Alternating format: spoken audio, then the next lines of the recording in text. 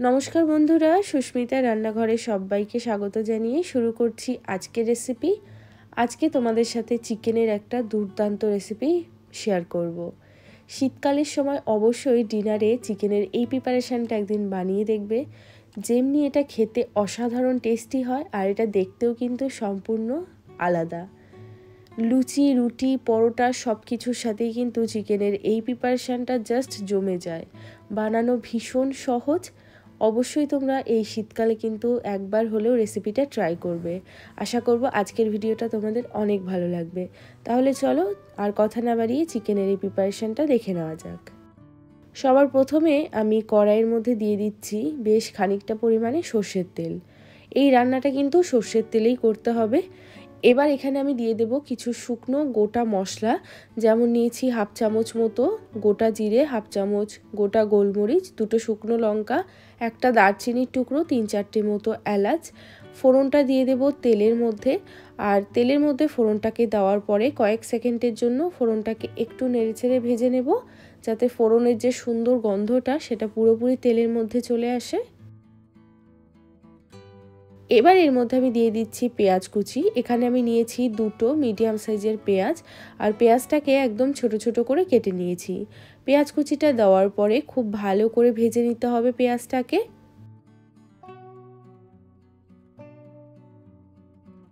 তো দেখো এখানে পেঁয়াজটা খুব ভালো করে ভাজা হয়ে গেছে, একদম পেঁয়াজটাকে ট্রান্সপারেন্ট করে আমি ভেজে নিয়েছি। এবার এর মধ্যে আমি দিয়ে দেব আদা, রসুন আর কাঁচা লঙ্কা দিয়ে একসঙ্গে বেটে নিয়েছি।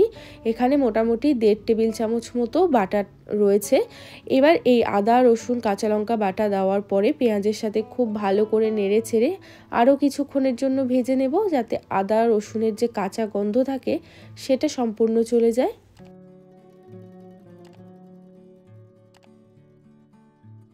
আরও 3-4 মিনিট মতো মশলাটাকে আমি ভালো করে তেলের সাথে ভেজে নিয়েছি।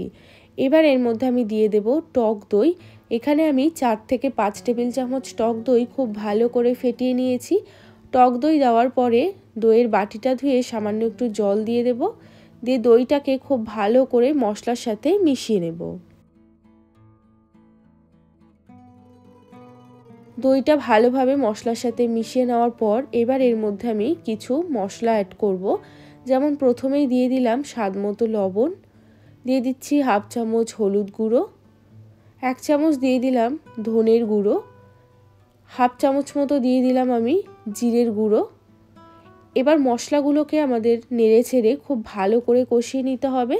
মশলার থেকে যতক্ষণ না পর্যন্ত তেলটা আলাদা হচ্ছে ততক্ষণ পর্যন্ত মশলাটাকে আমাদের কষাতে হবে।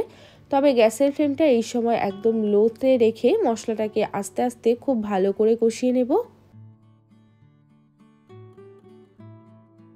এখন দেখো তেলটা পুরো ওপরে ভেসে উঠেছে, মশলা কিন্তু খুব ভালোভাবে কষানো হয়ে গেছে। মশলাটা আমাদের প্রথমবারের মতো একদম কষানো কমপ্লিট। এবার এর মধ্যে আমি অ্যাড করে দেব চিকেন। এখানে আমি মোটামুটি 750 গ্রাম মতো চিকেন নিয়েছি, আর চিকেনটাকে দেওয়ার পরে মশলার সাথে নেড়ে চেড়ে খুব ভালো করে আরও কিছুক্ষণ মতো আমাদেরকে একটু কষিয়ে নিতে হবে।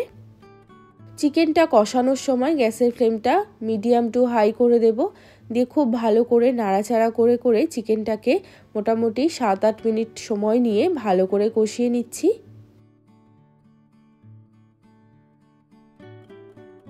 চিকেনটাকে আমি ভালো করে 7-8 মিনিট মতো কষিয়ে নিয়েছি। এখন এটাকে আমি ঢাকা লাগিয়ে আরও 10 মিনিটের জন্য লো টু মিডিয়াম ফ্লেমে রেখে দেব।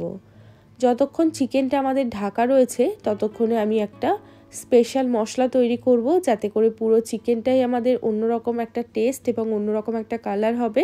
এর জন্য একটা মিক্সার গ্রাইন্ডারের মধ্যে আমি দিয়ে দিচ্ছি বেশ অনেকটা পরিমাণে ধনেপাতা। এই রান্নাটা ধনেপাতাটা কিন্তু বেশি ব্যবহার করতে হবে, আর এই ধনেপাতাটার জন্যই চিকেনের কালারটা আসবে একদম গ্রিন কালার, এবং স্বাদটাও হবে কিন্তু দারুণ। তার সাথে দিয়ে দিলাম 2-3টে কাঁচা লঙ্কা, ঝালটা অবশ্যই নিজেদের স্বাদ মতো তারপর দেবে। এবার দিয়ে দিচ্ছি এখানে 10-12টা মতো কাজু বাদাম।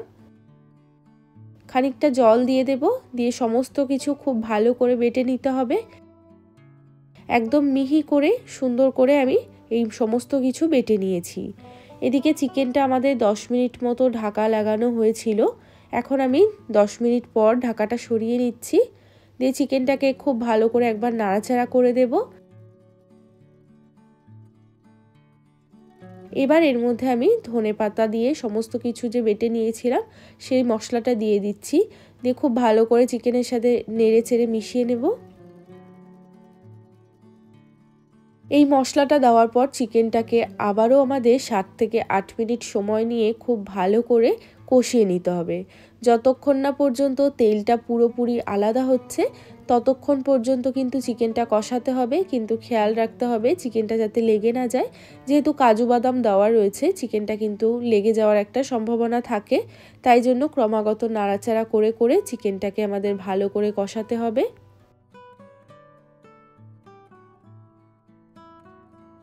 তো এখানে আমি একদম 8 থেকে 10 মিনিট সময় নিয়ে ভালোভাবে কষিয়ে নিয়েছি। এখন দেখো কালারটাও কিন্তু পুরোপুরি চেঞ্জ হয়ে গেছে। এখন ওপরে কিন্তু পুরো তেলটাও পুরো ভেসে উঠেছে। মশলা যত ভালোভাবে কষানো হয় গ্রেভির স্বাদও কিন্তু তত ভালো আসে। তো এখানে আমাদের চিকেনটা কিন্তু কষানো একদম কমপ্লিট। এবার এর মধ্যে আমি অ্যাড করব জল। এখানে আমি দিয়ে দিচ্ছি মিক্সির বাটিটা ধুয়ে বেশ অনেকটা পরিমাণে জল।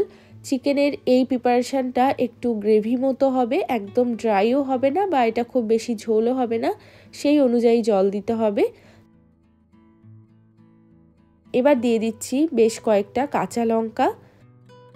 এরপর চিকেনটাকে ঢাকা লাগিয়ে 7-8 মিনিট মতো মিডিয়াম ফ্লেমে রেখে দেব। 7-8 মিনিট পর আমি ঢাকাটা সরিয়ে নিচ্ছি। তো দেখো দুর্দান্ত স্বাদের এবং দুর্দান্ত দেখতে চিকেনের এই প্রিপারেশন কিন্তু একদম রেডি। এই শীতকালের সময় ধনেপাতা চিকেনের রেসিপিটা ট্রাই করতে কিন্তু তোমরা একদম ভুলবে না। চিকেনটা দেখতে যতটা লোভনীয় হয় খেতেও কিন্তু দুর্দান্ত স্বাদ হয়।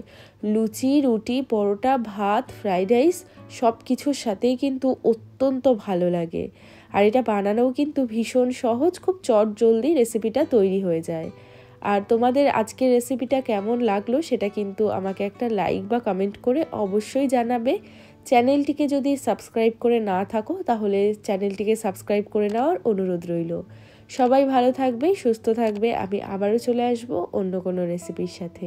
আজ এ পর্যন্তই, টাটা।